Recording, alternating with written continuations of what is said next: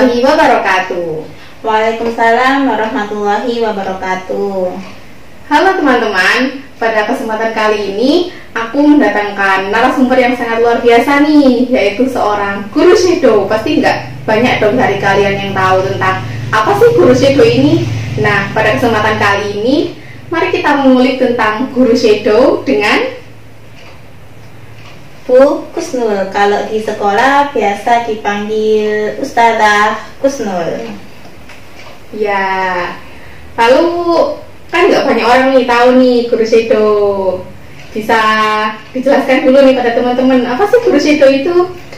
Guru shadow itu guru yang mendampingi anak berkebutuhan khusus di sekolah inklusi. Kalau saya di sekolah inklusi ya.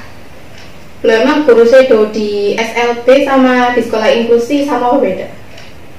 Kalau di SLB saya kurang tahu ada atau tidak, tapi kalau di inklusi ada guru shadownya. Setiap satu guru shadow memegang satu anak. Sebenarnya tugas guru shadow itu apa sih? Nah, sebenarnya di kelas kan sudah ada gurunya kan. Nah, jadi guru shadow itu tugasnya apa? Kalau guru kelas tugasnya ya mengajar di kelas, yang mengajar anak reguler, yang mengajar anak inklusi. Tapi kalau guru shadow mendampingi anak yang berkebutuhan khusus. Tuh. Terus guru shadow itu buat soal gitu enggak? Kalau buat anak inklusinya atau cuman dampingi aja? Nah, kalau di sekolah, di tempat sekolah saya itu soalnya membuat sendiri. Jadi kita guru shadow minta ke wali kelas soalnya untuk besok misalkan. Kemudian kita memodifikasi sesuai dengan kemampuan anaknya. Nah, setiap kemampuan anaknya sama bukan berarti belum tentu soal yang dibuat itu sama, karena kemampuan anak itu berbeda-beda. Misalkan hambatan autis, si A autis, si B juga autis. Nah, ini berbeda. Misalkan si A sudah mampu membaca, tapi si B belum mampu membaca. Nah, soal yang dibuat ini berbeda. Disesuaikan dengan kemampuan anaknya. Tuh. Terus satu guru shadow itu biasanya mendampingi berapa anak inklusi?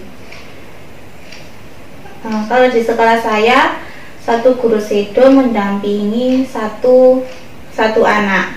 Tapi ketika pandemi kemarin satu guru shadow mendampingi 2 anak. Kok gitu? Kenapa bisa gitu? Itu sistem dari kepala shadownya ya. Satu guru shadow mendampingi 2 anak. Jadi waktu pandemi kemarin guru shadow melakukan home visit ke rumah anak berkebutuhan khusus tersebut.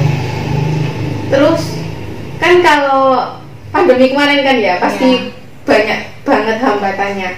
Salah satu hambatannya apa sih yang paling besar pas pandemi? Kan nggak bisa ketemu banyak orang, atau ya bisa ketemu tapi nggak selalu lah ya. Nah, itu hambatannya apa?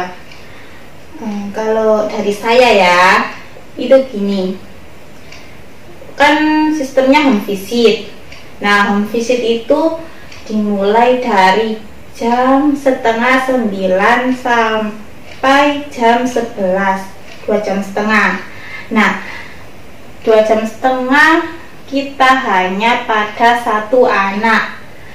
Nah, dari anak sendiri pasti bosan dong 2 jam setengah. Pasti ya, terus teman-teman.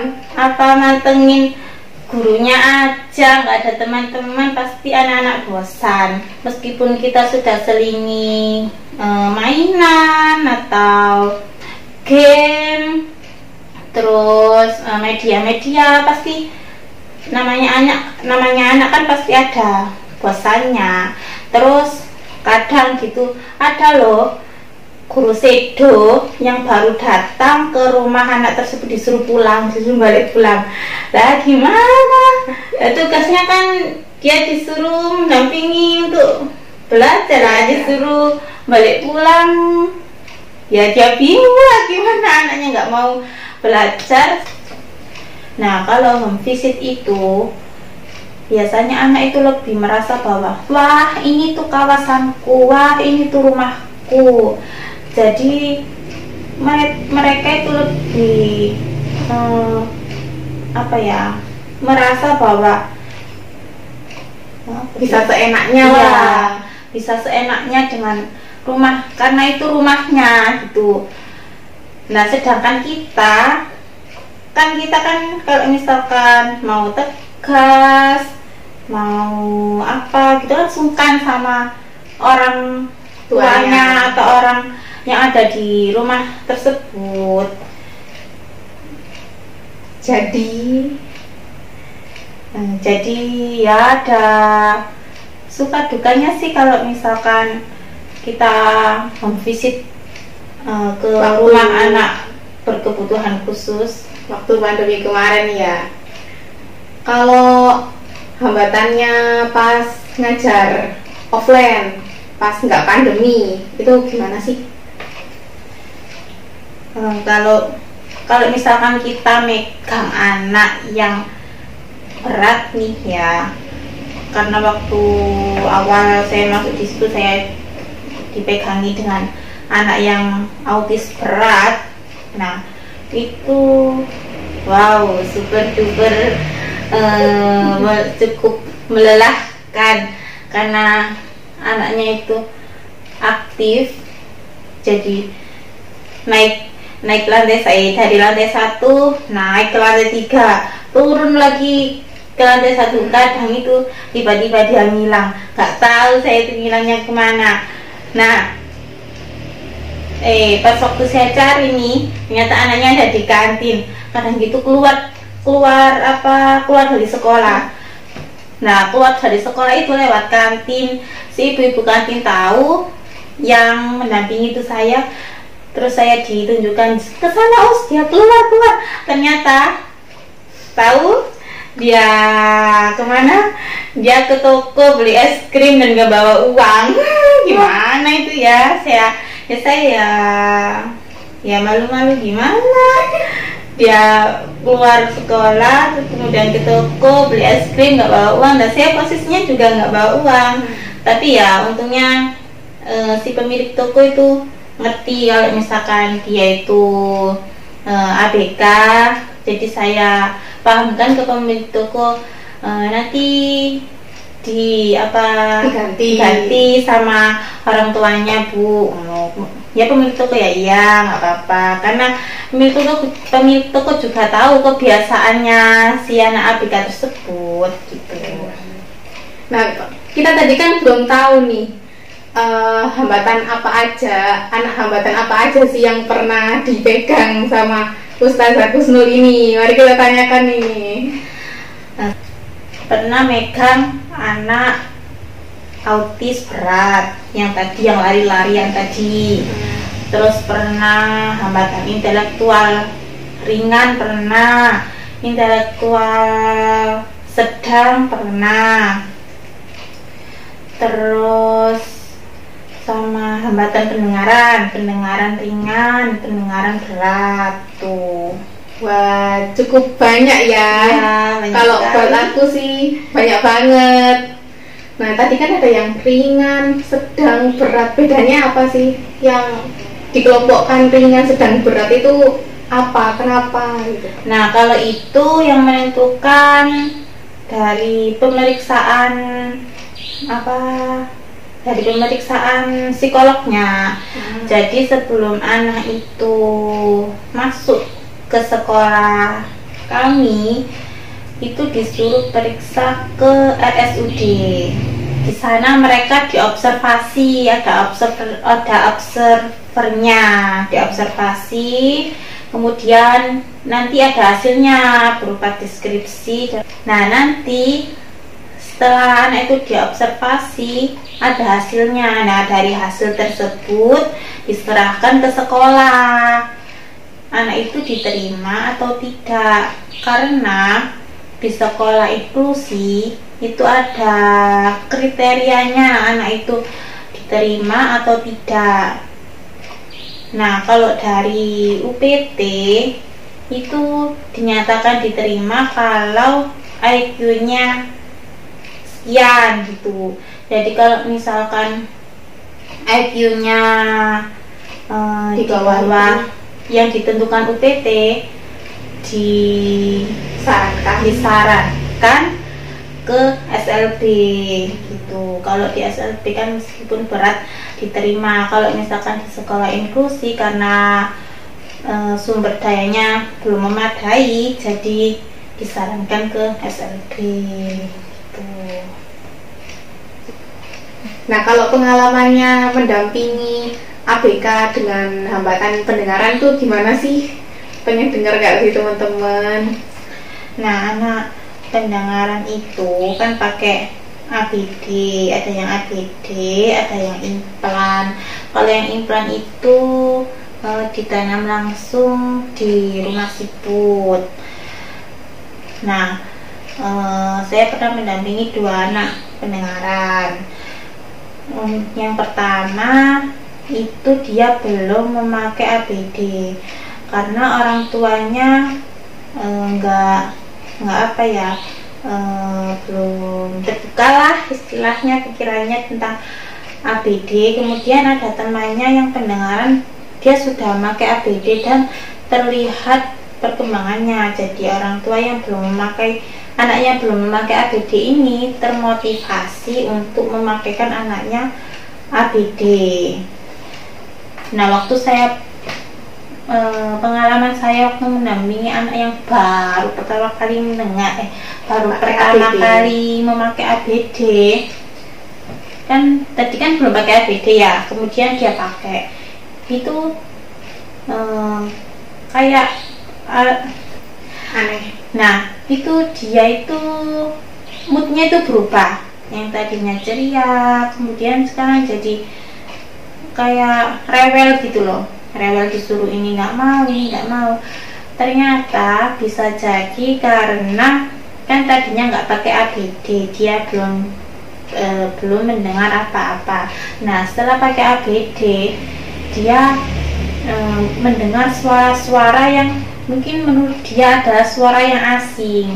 Jadi ketika dia memakai ABD, dia merasa moodnya itu tidak seperti waktu dia belum memakai ABD. Nah, untuk ABD sendiri menurut pembicara waktu saya ikut semacam workshop ya, itu tergantung usianya. Misalkan nih anak pakai ABD selama 1 tahun, berarti dia kemampuan mendengarnya seperti anak usia 1 tahun. Jadi kemampuan anak mendengar tergantung dari usia si anak memakai ABD. Tuh. Nah, tadi kan ngomongin SLB sama inklusi ya. Sebenarnya beda apa sama sih sekolah SLB, sekolah inklusi? Kan pasti orang di luar sana taunya kayak sama aja lah ya, sekolah luar biasa sama sekolah inklusi. Sebenarnya bedanya apa sih? Kalau sekolah SLB itu hanya menerima anak berkebutuhan khusus. Tapi kalau sekolah inklusi yang menerima anak berkebutuhan khusus juga menerima anak reguler. Jadi ada anak reguler juga ada anak berkebutuhan khusus. Jadi ini sekolah inklusi sebenarnya sekolah umum lah ya. Iya. Lalu di sekolah inklusi ini ada kelas khusus nggak sih buat anak berkebutuhan khusus gitu? Kayak treatmentnya ya, treatment tambahan atau mungkin kelas tambahan atau ya tambahan-tambahan itulah. Kalau anak berkebutuhan khusus belajarnya ya di kelas tadi kan ya, campur gabung sama anak reguler. Tapi di sekolah saya itu anak itu boleh belajar di luar kelas. Misalkan bosan di di kelas, boleh belajar di ruang sumber, boleh belajar di halaman sekolah, boleh. Yang penting anak itu mau belajar. Nah, untuk treatmentnya juga dilakukan semaunya anaknya. Kalau anaknya mau di kelas ya di kelas, kalau mau di ruang sumber ya di ruang sumber. Ya tergantung sama mood dari anaknya. Kalau kelas tambahan ya biasanya ya ada kayak terapi apa tuh? Misalkan meruncing untuk melatih motoriknya, atau bermain terowongan, bermain trampolin, kemudian bermain Lego. Pokoknya anak inklusi itu bisa belajar dimanapun dan kapanpun sesuai dengan moodnya. Nah, ini ada kata baru nih yang orang-orang pasti ya sedikit lah yang tahu lah ya, kalau mereka kemarin-kemarin nggak pernah ada di sekolah inklusi. Ruang sumber, apa sih ruang sumber itu? Nah, ruang sumber ini ruang khusus untuk anak inklusi. Jadi di sana tempat guru pendamping untuk terapi, untuk anak-anak bermain. Jadi di sana ada mainan-mainan seperti Lego, pasir-pasiran, meronce, ada trampolin, terowongan. Sebenarnya itu semua juga terkait dengan terapi anak-anak, tapi tanpa disadari mereka seperti bermain, tapi padahal mereka sedang terapi, seperti itu. Lalu kan ini sekolah inklusi kan campur ya antara anak yang berkebutuhan khusus sama umum. Lalu kurikulum untuk anak berkebutuhan khusus ini gimana sih? Kan kita tahu kan ya, kalau kurikulum itu punya SKL untuk standar kelulusannya. Nah, tapi kan standar kelulusannya untuk anak yang normal gitu ya kan, yang di sekolah umum. Nah, untuk inklusi ini gimana? Kan tempatnya ini bukan di SLB ya, tapi di inklusi yang campur dengan anak-anak pada umumnya gitu. Kalau anak berkebutuhan khusus itu ada yang namanya matriks atau PPI. Nah, ini guru pendamping menyusun program-program untuk anak tersebut.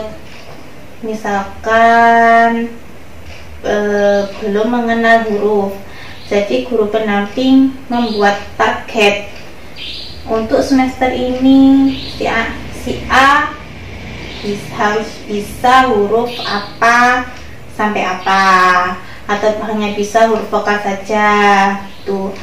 Tapi target tersebut nggak harus lulus, enggak, karena kan setiap anak mempunyai kemampuan yang berbeda kan.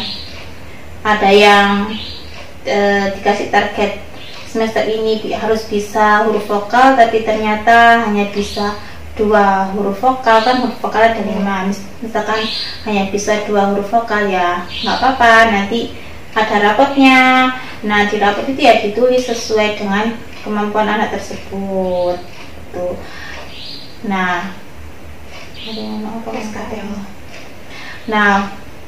anak inklusi juga ada rapot seperti anak reguler. Misalkan kan ada tuh bahasa Indonesia, PKN. Nah, kalau misalkan anak itu mampu, ya disesuaikan nilainya dengan apa yang telah dicapai. Nah, kalau SKL itu kan berarti terkait dengan ulangan kan. Nah, soal ulangan anak inklusi itu yang membuat adalah guru pendamping. Jadi otomatis guru pendamping tersebut tahu kemampuan dari si anak. Nah, ketika ulangan dengan ketika harian itu berbeda. Kalau ketika harian si anak boleh dituntun diajarkan, dikasih tahu, diberi wawasan. Tapi kalau ketika ulangan ujian, si anak harus bisa mengerjakan secara mandiri. Tapi boleh dikasih clue, tapi hanya clue, bukan dikasih jawaban. Nah, nanti nilainya si anak tadi ya dimasukkan di raport sesuai dengan hasilnya tadi. Kan tadi sudah dimodifikasi oleh guru pendamping gitu. Nah, kalau di sekolah kan ada namanya praktek, misalkan praktek wudhu, praktek sholat. Nah, anak kan berbeda kemampuannya, ada yang sudah hafal doa sholat, ada yang belum. Biasanya kalau yang sudah hafal ya nilainya ditentukan sesuai dengan kemampuan anak tersebut. Tapi kalau misalkan masih belum, untuk KKM-nya, untuk nilainya disesuaikan dengan KKM. Yang penting anak inklusi sekolah itu adalah untuk melatih kemandirian, untuk melatih sosialisasi dengan teman-temannya, dengan guru, dengan warga sekolah, dengan orang-orang yang ada di sekolah, dan dengan orang-orang siapapun itu. Karena kan kalau di desa kan nggak mungkin kan ada desa untuk anak ABK sendiri, anak normal sendiri, masyarakat ABK sendiri, masyarakat normal sendiri, kan nggak mungkin kan. Kan kita kan harus bersosialisasi. Nah, sekolah inklusi ini untuk mengajarkan sosialisasi itu, teman-teman. FYI nih ya, Ustazah Kusnul ini ngajarnya di SD ya. Nah, kalau setelah SD nih, biasanya anak-anak berkebutuhan khusus ini direkomendasikan meneruskan pendidikan di mana? Biasanya tergantung orang tua. Ada yang melanjutkan SMP di SMP negeri yang menerima anak inklusi, ada juga yang di SMP swasta. Tergantung dengan kemantapan orang tuanya itu maunya itu anaknya sekolah di SMP negeri atau di SMP swasta yang bagus, atau yang mau menerima anak inklusi. Lalu SMA-nya gimana? Soalnya kan kalau di sekitar wilayah sini ya, sekitar wilayah saya itu, kalau SMP ada nih SMP inklusi lah, bisa dibilang gitu kan. Soalnya menerima yang umum sama yang anak berkebutuhan khusus. Nah, tapi kalau SMA ini jarang ya, kalau di daerah sini nih jarang, atau bahkan jarang banget lah. Nah, itu gimana, biasanya disarankan kemana? Nah, untuk SMA ada juga SMA negeri yang menerima sekolah Nah, untuk SMA ada SMA negeri yang menerima anak inklusi, ada. Tapi biasanya untuk anak inklusi disarankan ke SMK, ke jurusan. Karena untuk mengembangkan dan mengasah skill, misalkan menjahit, memasak. Biasanya si anak-anak itu memasak ya, karena kan bisa membuka catering di rumah, bisa menjadi mandiri lah. Karena kalau anak inklusi itu yang paling penting adalah anak tersebut harus bisa mandiri. Misalkan harus bisa memakai baju sendiri, harus bisa memakai celana sendiri, harus bisa ke kamar mandi sendiri. Karena kalau misalkan nanti nggak ada siapa-siapa di rumah, yang dibutuhkan anak inklusi adalah hanya menjadi anak yang mandiri. Nah, tapi kenyataannya kan kalau sekolah sekarang ini kan ya, sekolah umum kan jarang lah ya yang mau nerima anak ABK ya, kebanyakan ya nggak mau kan. Nah itu gimana menurut Anda? Kalau sekolah yang belum mau menerima anak berkebutuhan khusus itu kan karena fasilitasnya yang belum mendukung, kemudian belum ada guru sedo, dan harus ada izin kan. Kalau sekolah yang belum menerima anak berkebutuhan khusus itu bisa jadi karena fasilitasnya yang belum terpenuhi, belum ada guru pendamping. Sedangkan kalau ada guru pendamping, yang menggaji guru pendamping itu kan otomatis dari sekolah. Ada lagi kalau misalkan dari sekolah ada perbedaan, misalkan SPP anak reguler dengan SPP anak berkebutuhan khusus.